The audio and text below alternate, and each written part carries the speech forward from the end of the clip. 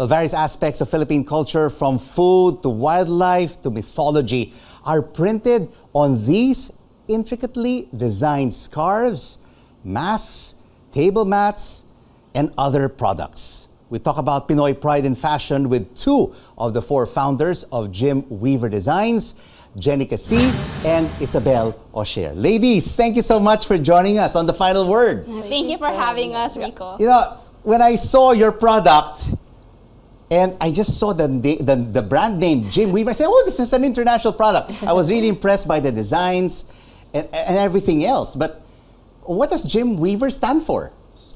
Yes, so Jim is actually stands for the names of the four founders of Jim Weaver Designs. I'm Jenica, I'm the J of Jim Weaver, and I'm actually sharing my J with another Jenica in the team. Two Jenicas. Yes. Okay. And Isabelle here is the I of Jim Weaver, and her sister Michelle is the M of Jim Weaver. And we added Weaver into the brand name because we are weaving stories into our designs. Do people sometimes make a mistake, especially when they buy your brand, your products online, that, oh, is there any relation to Thailand's Jim Thompson? Yes, we get that. We get that. But when they see our designs, they realize that it's really Filipino and it's very unique. And what is the inspiration? Because you are the designer, yes, Isabelle, no? What is the inspiration behind all of these designs? Well, the concept for everything is nostalgia. Like, I always delve into my childhood memories or Filipino heritage or culture to create different designs. Like, we have Laro, which has our childhood games that we used to play during recess. We have us playing Chinese garter. We have songka. We have touchball. We have, pitik bulag. Several different traditional games. Yes. Not traditional games of Filipinos. No, but when you take a look at the total package, it looks so international. No?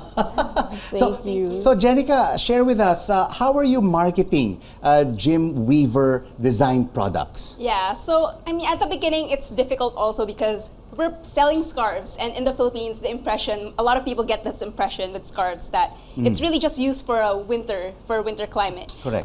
Which is we don't have in the Philippines, right? But it's really a fashion accessory that's very versatile, and you can use in any occasion and any season, basically. And also, as a small business, it's very difficult to grow a following from scratch, especially in this digital age.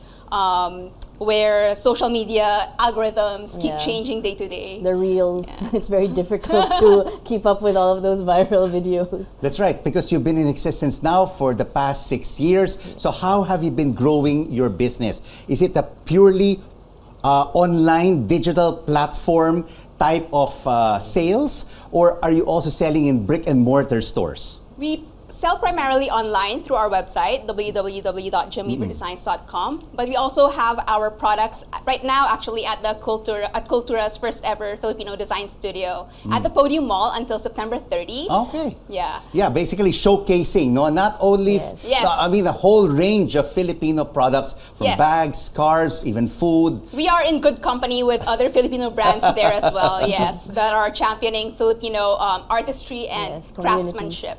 Yes. So, you're an artist, Isabelle. Yes. How do you come up with all of these ideas? And how many illustrations and drawings do you come up, let's say, on a monthly basis? Because you have to constantly evolve your product. Yes.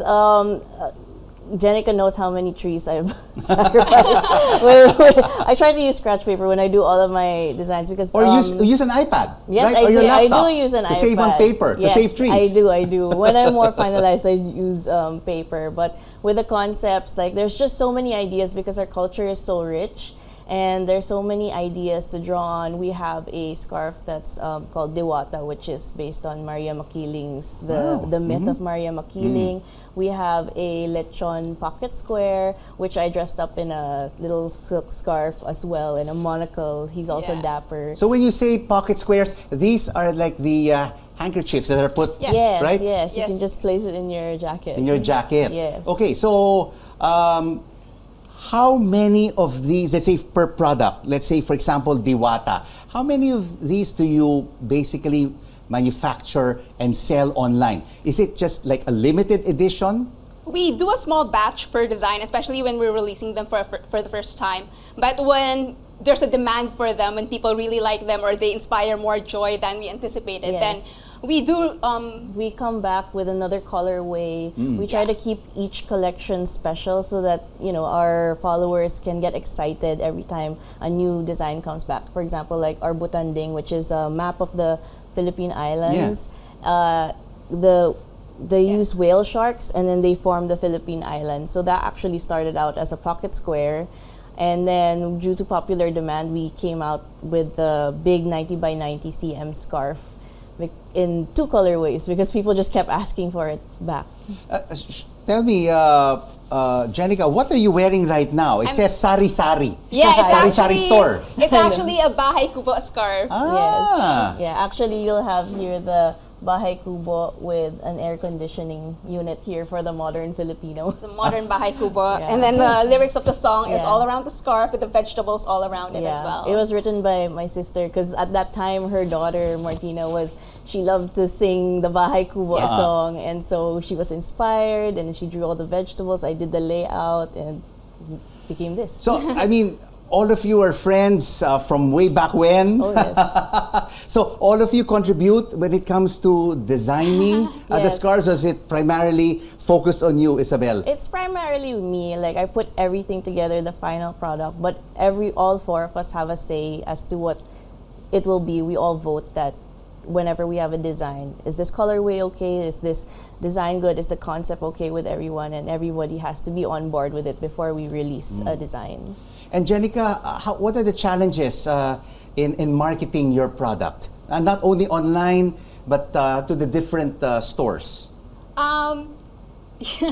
Yes, so it's basically finding Because the right it's not partners. all a bed of roses, no, right? it's actually finding the right partners who also share our vision, Yes. the vision for our brand. So making sure that we partner with the right people, with the right brands as well. Yeah. Of course, you're selling locally, Cultura, other department stores, online.